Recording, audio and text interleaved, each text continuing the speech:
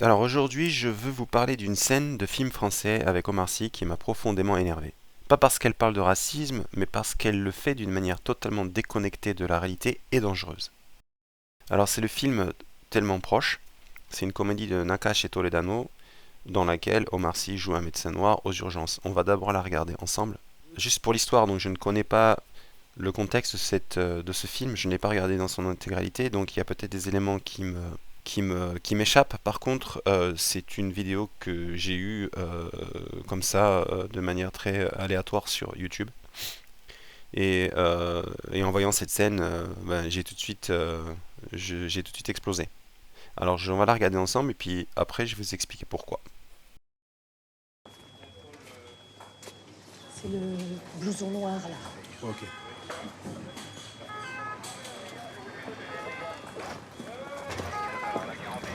Bonjour monsieur. Attendez, il y a quelqu'un qui parle français dans cet hôpital? Quel est le problème? Bah, le problème, c'est que ça fait 1 heure que je demande un médecin. Pas un infirmier, ni un brocardien, ni un ambulancier. Je veux voir un médecin. Je suis médecin, Bah, monsieur. écoutez, monsieur, c'est pas compliqué, hein. Vous allez pas me ramener tous les employés de cet Déjà, hôpital, non? il est insupportable d'entrée, le mec. Euh, la manière dont il s'énerve, c'est complètement tout d'un coup qui passe du calme à l'énervement, c'est complètement irréel. Euh, la scène est complètement irréelle. Je veux voir un médecin. Et mais je ne bougerai pas d'ici tant que ma mère aurait pas été vue par un médecin. C'est clair? Calmez-vous, monsieur. Non, je me calme pas. J'en ai marre. C'est toujours la même chose dans les hôpitaux. Je vais m'occuper de votre maman. Je suis J'en ai interne, marre. Allez, monsieur. bouge, cousin.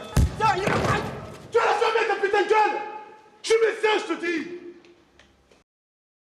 Alors, c'est du grand n'importe quoi.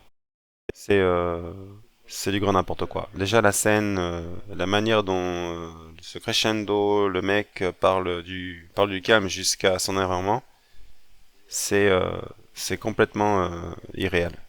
Ensuite, j'aime bien la manière dont ils amènent l'accumulation du stress avec derrière le bébé qui commence à se mettre à pleurer. Et puis on entend l'ambulance qui arrive, qui approche. Et puis après qu'il lui met un coup de boule, tout ça, ça a disparu. C'est un calme olympien. C'est, c'est nul. Qu'est-ce qu'il y a?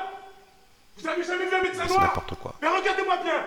C'est fait! Je suis médecin interne et noir! Ça dérange quelqu'un? Parce que si ça vous dérange, je vous emmerde toutes! Regardez-moi!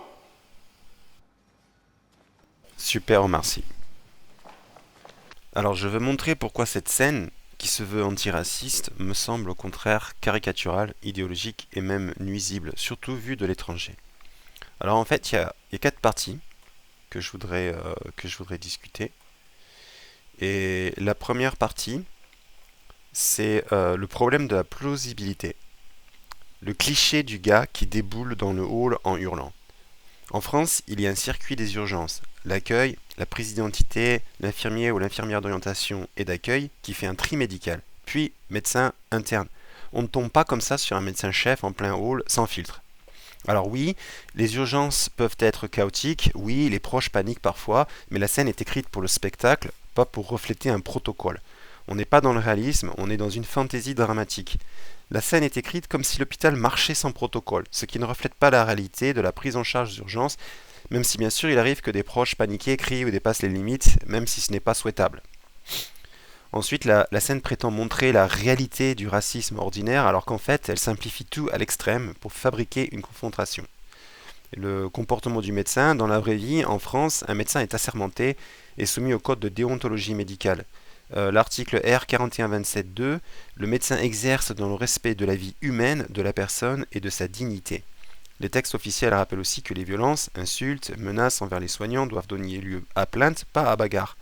Donc la position normale d'un médecin insulté, se protéger, alerter la sécurité, éventuellement refuser de poursuivre la prise en charge, mais assurer la continuité des soins via un autre médecin.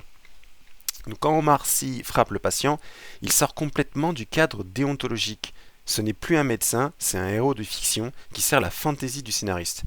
Dans la réalité, un médecin qui fait ça risque un procès, des sanctions disciplinaires et une radiation.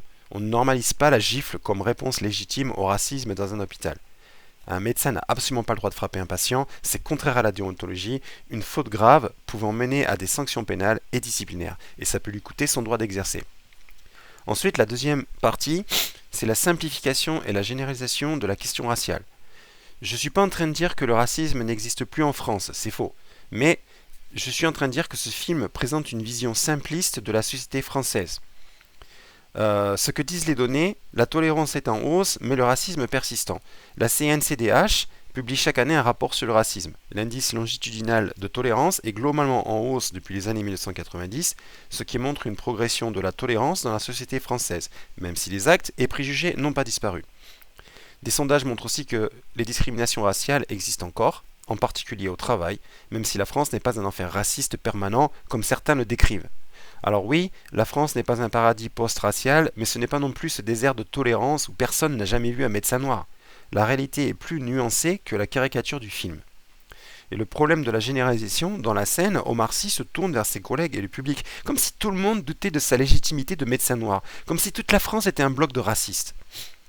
Alors en fait, ça transforme un cas individuel de crétin en symbole d'une société entière. Ça laisse entendre que même ses collègues le voient d'abord comme noir avant médecin, ce qui n'est ni démontré ni très crédible dans un hôpital français en 2009, à l'époque où le film était réalisé, et encore moins en 2025. En gros, le message c'est, regardez, la France est encore si raciste qu'un médecin noir doit hurler pour prouver qu'il est médecin, même à ses collègues. On n'est plus dans la critique sociale, on est dans la mise en scène d'un fantasme politique. La grande majorité des Français sait évidemment qu'un médecin peut être noir, arabe, asiatique, peu importe. Ça n'empêche pas qu'il reste du racisme et des discriminations, c'est vrai. Mais la scène fait comme si un médecin noir était une aberration totale pour tout le monde, ce qui n'est tout simplement pas représentatif de la réalité de 2009. La troisième partie, c'est la violence comme catharsis idéologique. Ici, par exemple, il y a cette scène dans le film Green Book que j'ai regardé récemment. Dans Green Book, il y a une phrase célèbre de Don Shirley. So that little temper tantrum, was it worth it? You never win with violence, Tony. You only win when you maintain your dignity. Dignity always prevails. You never win with violence, you only win when you maintain your dignity. Tu ne gagnes jamais avec la violence, tu gagnes seulement quand tu gardes ta dignité. Cette phrase est extrêmement juste. Si tu réponds à l'humiliation en perdant ton sang-froid, tu te fais voler ta dignité une deuxième fois. Dans la scène de Tellement proche, c'est l'inverse. Le médecin perd le contrôle, utilise la violence physique, puis est présenté comme ayant gagné.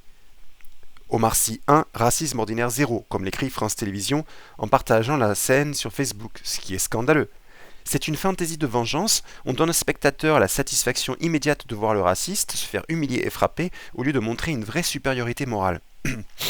Le politiquement correct qui se vit comme rebelle. Alors, ce type de scène se présente comme courageuse et militante, mais repose en fait sur des ressorts très faciles. Méchant, caricatural, gentil victime qui se rebelle, applaudissements moraux automatiques. C'est le fantasme de certains réalisateurs, corriger la réalité par la fiction. Puisque le monde n'est pas assez raciste pour le récit, ils fabriquent une scène où tout le monde l'est, pour mieux nous faire une leçon de morale. Et la dernière partie, c'est la vision restreinte des réalisateurs. Alors je veux critiquer l'idéologie derrière ce type d'écriture. C'est une vision très partielle de la société. Certaines œuvres partent d'un postulat, la société est massivement raciste, oppressive, donc je dois le montrer partout. Le problème, c'est qu'on utilise des clichés extrêmes et on ignore la diversité réelle des attitudes, des lieux et des milieux sociaux. Ce sont des créateurs qui se posent en élite morale. Beaucoup de gens, très visibles dans les médias, se sentent autorisés à expliquer la France aux Français, alors qu'ils vivent dans un milieu très homogène, très spécifique, très parisien. Et pourtant, ils se pensent plus légitimes que le reste du pays pour définir la réalité et distribuer les bons et les mauvais points moraux. Alors c'est un effet pervers, ça renforce les ressentiments. Pour certains spectateurs français, ce genre de scène donne l'impression qu'on est traité de racistes en bloc, et qui sait, ils peuvent devenir encore plus racistes qu'ils ne l'étaient à la base. Pour certains spectateurs étrangers, ça donne une image faussement catastrophique de la France, où même un médecin noir serait une anomalie suspecte. Le résultat, c'est une double caricature. On nourrit un ressentiment chez ceux qui se sentent injustement accusés, et on conforte ceux qui pensent déjà que la France est irrémédiablement raciste. Je vais anticiper maintenant sur les réactions de mes réfractaires. Le genre d'objection typique qu'on va me donner dans cette vidéo. Par exemple, on va me dire « tu minimises le racisme, c'est facile depuis le Japon ». Alors je ne nie pas du tout l'existence du racisme en France, il y a des rapports officiels, des statistiques, des témoignages qui le montrent. Ce que je critique, ce n'est pas le fait de parler de racisme, c'est la manière dont certains films le mettent en scène, en caricaturant la société française, en faisant comme si rien n'avait changé depuis 50 ans, et en présentant la violence comme une réponse héroïque. C'est précisément parce que je prends le sujet au sérieux que ces caricatures me dérangent.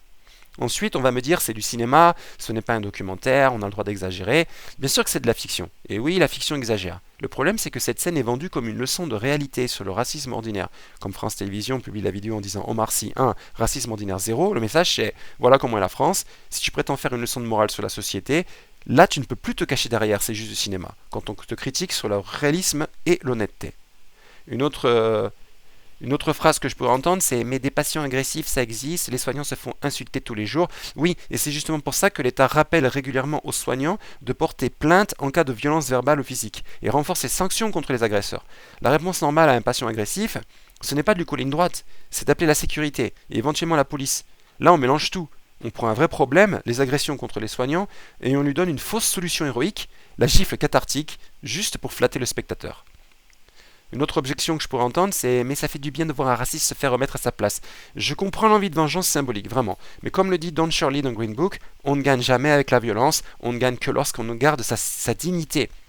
Si on prétend faire un film antiraciste et qu'on montre que la meilleure réponse au racisme c'est de frapper, on envoie quoi comme message?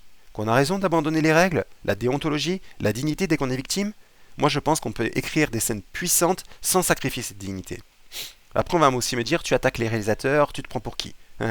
Je ne dis pas que ces réalisateurs sont mauvais ou qu'ils n'ont pas le droit d'avoir leurs convictions. Je dis juste que, comme tout le monde, ils ont une vision partielle de la société liée à leur milieu, leur expérience, leur idéologie. Le problème, c'est que quand cette vision très partielle se présente comme la seule vérité morale et que ceux qui ne la partagent pas sont traités comme des ignorants ou des salauds. Là, en tant que spectateur, j'ai le droit de dire non, je ne me reconnais pas dans cette France-là.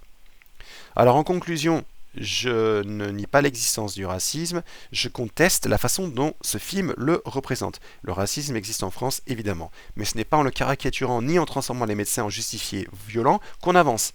Je préfère 1000 fois la phrase de Don Shirley dans Green Book, « On ne gagne jamais avec la violence, on ne gagne que lorsqu'on garde sa dignité. » Et j'aimerais que le cinéma français ait cette exigence de vérité et de dignité, plutôt que de se complaire dans une morale facile et déconnectée du réel. Voilà, désolé pour ce coup de gueule, j'avais vraiment envie d'en parler sur YouTube.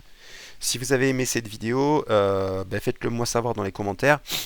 Si vous trouvez que vous n'êtes pas d'accord, bien sûr vous avez le droit, faites-le moi aussi dans les commentaires, mais sans insulte s'il vous plaît. Hein. On est là pour débattre, on n'est pas là pour s'insulter. Voilà, cette chaîne en fait est un peu, je fais un peu de tout et de n'importe quoi. Je pense que je vais faire des vidéos critiques comme celle-là en français, en anglais. Je fais aussi des vidéos en japonais. En fait, en utilisant les langues que je parle. Voilà, je sais pas vraiment où je vais avec cette chaîne, mais voilà, si vous êtes intéressé et que vous voulez vous abonner, ça m'aiderait à continuer à faire ce que j'aime. Merci beaucoup et à plus dans la prochaine vidéo.